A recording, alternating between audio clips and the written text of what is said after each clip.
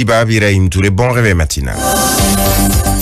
Les titres de cette édition et de 2 nouveaux cas de Covid-19 confirmés ce mercredi.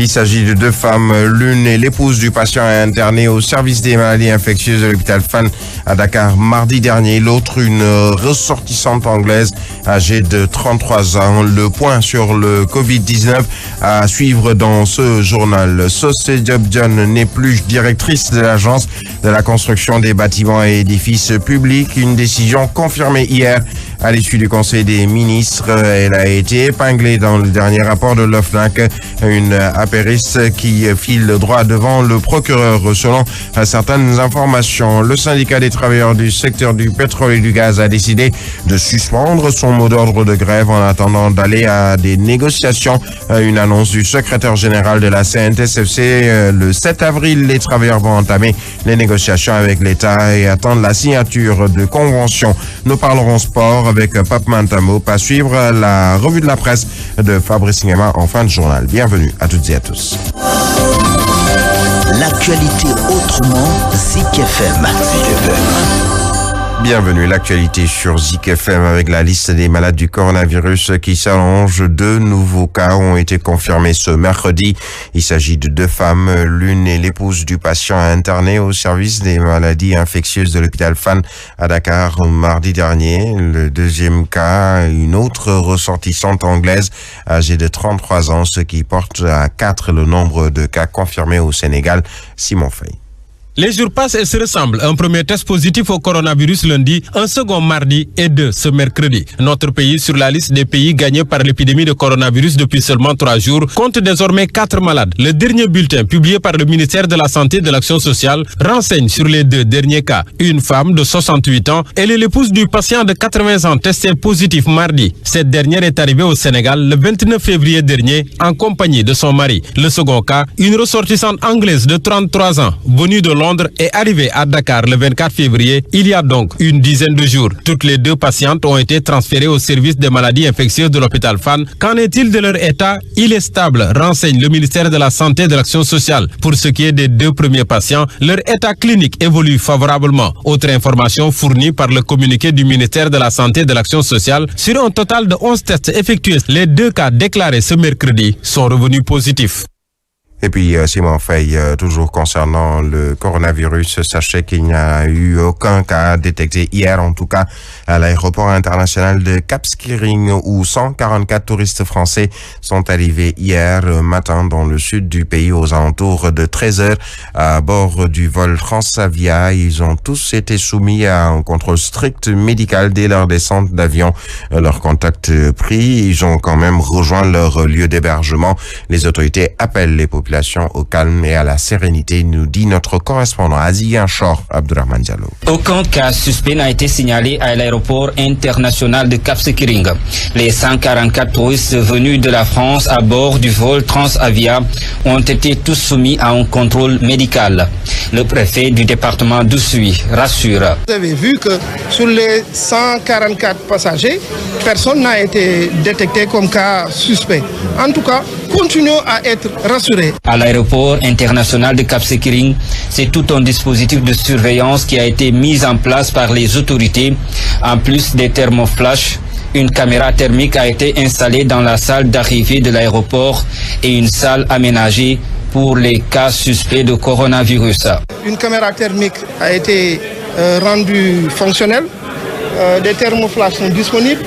Il y a un personnel médical formé. La caméra thermique permet d'identifier même de loin toute personne suspecte. C'est pour nous permettre de voir juste les personnes qui ont une fièvre de 38 ou plus sur la partie thermique.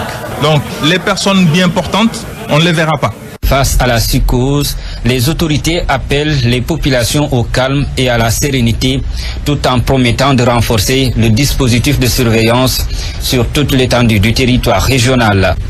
Abdourahmane Diallo, Ziguinchor, Zik FM. Abdourahmane Diallo, aujourd'hui est célébré le Magal de Porokhane. Serigne Cheikh Abdou Mbacké Bara Dolly avait demandé à ce que tous les événements religieux durant ce mois soient reportés, mais ce sont des propos qui n'engagent que lui, en tout cas son frère aîné Serigne Modou Bara Dolly Mbacké se démarque de ces propos, des propos qu'il condamne en estimant que c'est une décision qui revient aux autorités religieuses en concertation avec les autorités étatiques. Selon lui, ces propos n'engagent que le mis en cause et nullement la famille Bara Dolly Mbacké. Serigne Modou Mbacké Bara Dolly au micro d'Alassane Baldé. moom mi nga xam ne suñu rakk la loolu mu wax moom la engagé waaye yoonu murit dafa am lu baaxoo yoonu murit mooy amuñu lu dul genn kàddu. Ce qu'a dit mon jeune frère n'engage que sa personne. Nous savons tous comment ça marche chez les mourides. Il n'y a qu'une seule voix et c'est celui du khalife ou son porte-parole. S'il y a quelqu'un qui doit prendre cette décision, c'est bien le khalife, surtout que lorsqu'il s'agit d'annuler un grand événement comme Magal de Porokhane ou bien les autres événements religieux comme le Kazu Rajab, également l'appel de l'Aïd ou encore le Dakar de Médina Gounass.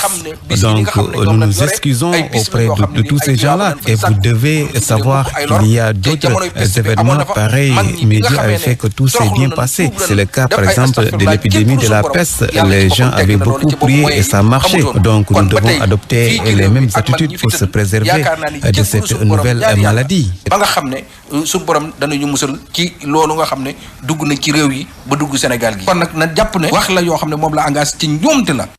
Et puis nous faisons le point sur le coronavirus au plan international puisque l'Italie, premier foyer européen touché par le Covid-19, a passé la barre des 100 morts ce mercredi. Pour faire face à l'épidémie, le pays a pris des mesures exceptionnelles en décidant de fermer toutes les écoles et universités de façon provisoire.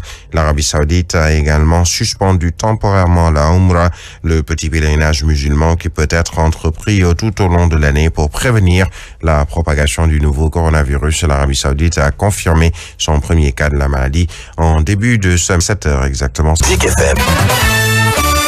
Et nous parlons de la publication des rapports d'activité 2017-2018 de l'Office national de lutte contre la fraude et la corruption et surtout cette mesure prise hier en Conseil des ministres. La directrice générale de l'Agence de construction des bâtiments et édifices publics, Socé Diop John, première à être relevée de ses fonctions, elle a été épinglée par l'organe de contrôle pour des délits d'escroquerie et complicité d'escroquerie portant sur des deniers publics.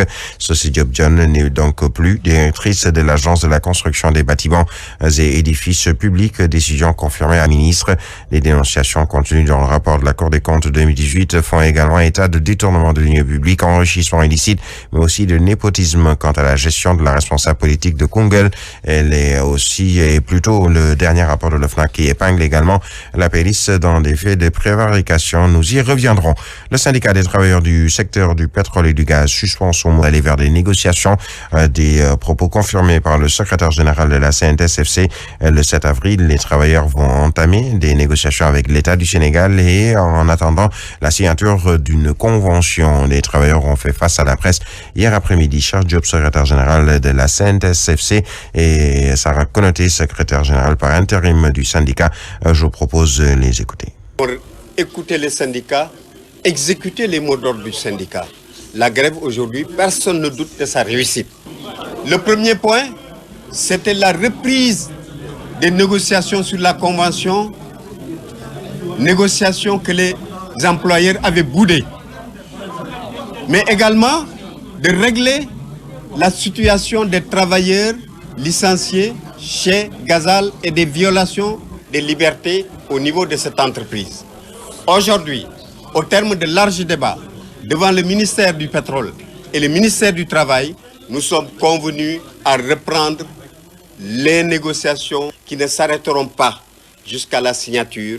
Nous allons les entamer donc le 7 avril prochain. Décidé de suspendre le mot d'ordre de grève. On n'a pas levé le mot d'ordre de grève, on l'a suspendu parce qu'on va aller vers des négociations. Nous parlons des syndicats ou des enseignants du supérieur section 16 du campus de Dakar qui sont en ordre de bataille face à la presse un syndicat qui a listé les nombreuses difficultés auxquelles les enseignants du supérieur font face. Entre autres, il y a le respect du quantum horaire, l'achèvement des infrastructures universitaires, toujours en chantier, tout comme le toilettage et la gouvernance des textes universitaires devenus obsolètes à leurs yeux. Le SAES, section campus de Dakar, n'exclut pas d'aller en grève, nous dit Alassane Baldi. Face à la presse, la section SAES du campus de Dakar invite le ministre de l'Enseignement supérieur à lever les flous qui entourent la gouvernance des textes universitaires. Selon son coordonnateur, l'ensemble des universités fonctionnent actuellement dans une parfaite illégalité. Depuis 4 ans, toutes les universités publiques fonctionnent dans une parfaite illégalité faute de décret d'application de la dite loi. La signature et l'application des textes de gouvernance des universités publiques, la mise en œuvre des préalables nécessaires à la prise en charge des bacheliers 2019, l'audit du processus d'orientation des bacheliers, ainsi que sa mise en conformité avec les textes en vigueur, en particulier le décret 2016-1805. Entre autres griefs soulevés par le coordinateur, il y a la question de l'orientation des bacheliers, le respect du quantum horaire, tout comme l'achèvement des infrastructures universitaires. Nous demandons à nos collègues de respecter le quantum horaire statutaire qui est alloué à l'enseignant. C'est 6 heures de cours, ou bien 9,5 heures de TD, ou bien 13 heures de TP. Les infrastructures pédagogiques et autres outils de travail, les recrutements, l'environnement de l'UCAD, le baccalauréat, le budget, etc. Ainsi, le SAES du campus de Dakar prend l'opinion à témoin et rend pour responsable l'État pour toute perturbation, car il n'exclut pas d'aller en grève.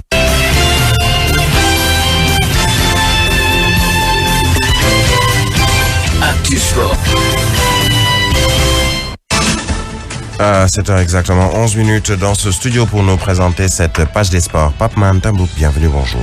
Merci à vous, Birahim Touré, et bonjour. Nous parlons de football d'abord avec la Ligue professionnelle qui maintient ses activités sportives et ce malgré le Covid-19.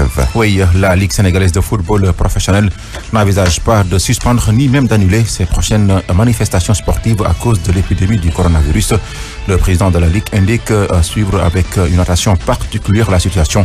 CR7 souligne que la Ligue Pro reste à l'écoute des autorités compétentes. Je vous propose de l'écouter avec son affaire. Nous n'avons pas de stratégie de la Ligue pour le moment. Il n'y a, du point de vue de l'État du Sénégal, aucune disposition prise pour interdire des manifestations publiques. Aujourd'hui, sur l'étendue du territoire national, il se déroule tout un ensemble de manifestations publiques, dont les prochains matchs de la Ligue sénégalaise de football professionnel. Comme je l'ai dit, c'est de la responsabilité effectivement de l'État de prendre des dispositions de manière à endiguer la propagation du virus. Et donc, le football, et nous en tant que Ligue professionnelle et la Fédération sénégalaise de football resteront à côté et à l'écoute de l'État, de manière à accompagner l'ensemble des différentes mesures qui seront prises à ce niveau-là. Il faut juste rappeler que le président de la Ligue sénégalaise de football professionnel a tenu ses propos en marge du tirage au sort des quarts de finale de la Coupe de la Ligue. Et concernant ces affiches, AS Douanes va rencontrer Diamono de Fatick, Diambar fera face à Keur Madior, AS Pikine contre Dakar Sacré-Cœur. L'adversaire de Génération Foot sera connu à l'issue de la rencontre EJ Fatick contre Casa Sport. Et nous parlons du tournoi de l'UFOA à Dames, le Sénégal en finale face au Mali. Oui, après leur parcours sans faute en phase de poule, 2 victoires et un match nul, l'équipe nationale féminine du Sénégal s'est hissée en finale de la première édition du tournoi de l'UFOA Dames après avoir battu le Libéria 2-1. L'autre demi-finale qui opposait le Mali au requin bleu du Cap-Vert s'est soldée sur une large victoire des Maliennes, 4-0. L'affiche de la finale mettra donc aux prises un duel ouest-africain entre le Sénégal et le Mali. Et en Coupe arabe U20, l'équipe du Sénégal des moins de 20 ans s'impose 1-0 contre la Tunisie en cette finale de la Coupe des Nations arabes de football de sa catégorie. Invité dans cette compétition, les Lionceaux s'adjugent pour la première fois de ce trophée. Samba Diallo est l'unique buteur de la rencontre. Écoutons à ce propos Issa Aidara, le sélectionneur adjoint de l'équipe des U20 du Sénégal. Il est avec Sornafal. On jouait pour gagner ce match. On savait que les Tunisiens étaient un peu craintifs de nous. Je pense qu'on a réussi à mettre en place quand même notre jeu et à les déstabiliser. Et puis voilà, on marque sur un moment vraiment très opportun à quelques secondes de la mi-temps. Donc c'était un très bon moment pour marquer. On l'a fait. Et après en seconde période, je pense qu'on n'a pas reculé, qu'on a continué à jouer et qu'on les a acculés. Et ben voilà, après maintenant il fallait bien défendre et bien être en place. Et c'est ce qu'on a fait. Après, enfin on gagne le match. Donc le plus important c'était ça. Et je pense que c'était pas évident au départ, mais voilà, on l'a fait. Je félicite tout le monde, je félicite les joueurs, le staff et les administratifs, tout le monde. Voilà, alors terminons avec la Coupe de la France avec le PSG d'Idrissa Gana Gueye qui se qualifie en finale. Oui, avec un triplé de Kylian Mbappé, mais aussi un but et une passe décisive de Neymar. Le Paris Saint-Germain a écrasé Lyon en demi-finale, 5-1 pour décrocher sa 6e finale de Coupe de France consécutive. La seconde demi-finale se joue ce soir à 19h55. On aura Saint-Etienne qui reçoit le tenant du titre Rennes de Mbaye Amadignon. La finale de la Coupe de France est prévue le 25 avril. Ce sera au Stade de France. Birahim, c'est cette note qui met fin à cette page des sports. Merci à vous, Pape Mantamoup. 7h15. Savourez la revue de presse avec Bon Café. Bon Café, bonne journée. Fabrice Ngema, bonjour. Sénégal, bonjour. Coronavirus quand tu nous tiens. Bon, la Tribune ce matin annonce Macky et ses ministres en quarantaine. Pourquoi? Eh bien, à cause d'une menace réelle, voire très sérieuse, du coronavirus dans le monde, avec deux nouveaux cas au Sénégal, explique la Tribune, bien entendu. Et ce qu'entend faire le chef de l'État, d'après le journal du groupe des médias, c'est de reporter tous les voyages. Et même, nous livre toujours la Tribune, Malick Gakou suspend sa tournée. Pour comprendre que ça tourne au vinaigre, il suffit de lire le quotidien qui souligne que le gouvernement est aujourd'hui confiné au Sénégal. Le Sénégal qui enregistre 2 nouveaux cas signalés hier, souligne le quotidien qui retient et fait retenir au finish que le Covid-19 ou coronavirus dicte sa loi. Conséquence de la propagation de l'épidémie Fiti Sénégal Ndiaye, et bien que Macky Sall annule ses déplacements et certaines manifestations publiques. Ce que rend public le Soleil quotidien gravite évidemment autour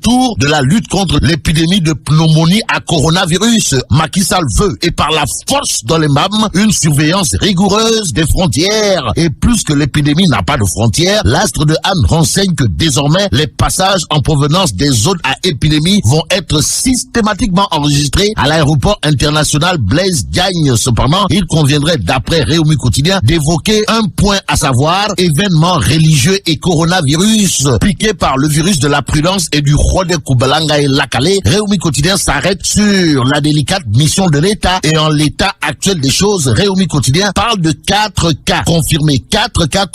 47 contacts directs identifiés, 4 testés négatifs. Loin de verser dans le Réumi Quotidien d'évoquer un point, à savoir événements religieux et coronavirus. Piqué par le virus de la prudence et du roi de Koubalanga et Lakale, Réumi Quotidien s'arrête sur la délicate mission de l'État. Et en l'état actuel des choses, Réumi Quotidien parle de 4 cas confirmés.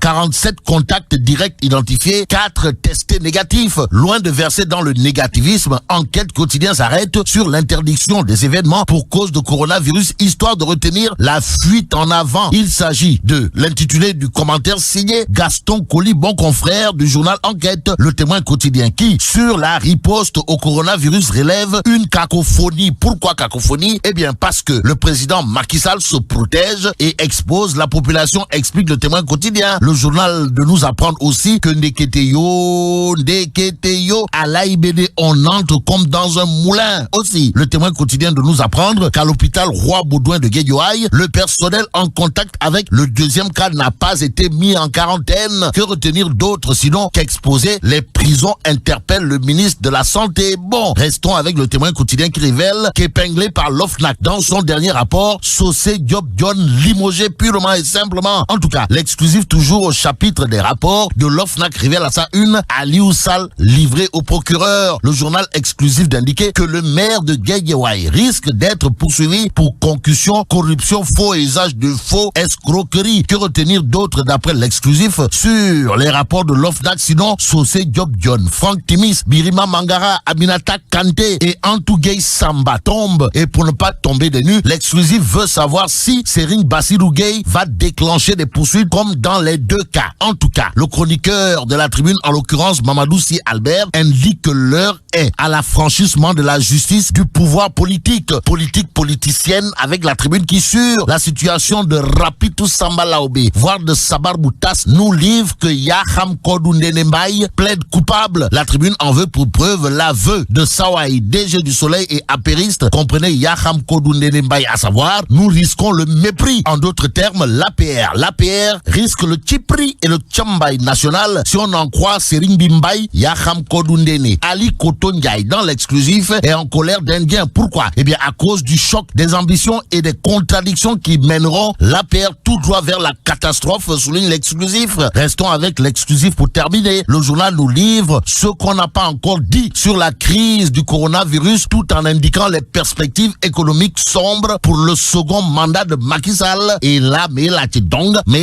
de oui, Foudu Djamati. Bon, vive le Sénégal. Voilà, il est exactement 20 minutes après 7 heures, la revue de la presse de Fabrice Nguema met en terme à ce journal. Merci à Daouda Diba qui a assuré la mise en onde d'édition que vous a proposé Birahim Touré. L'actualité revient à 8 heures et là, Mamadou Mansour Diop sera là pour le journal en Wolof. Mais la suite de Zik Matina, c'est tout de suite et c'est toujours avec Mami Sam Daouda Diba, Birahim Touré.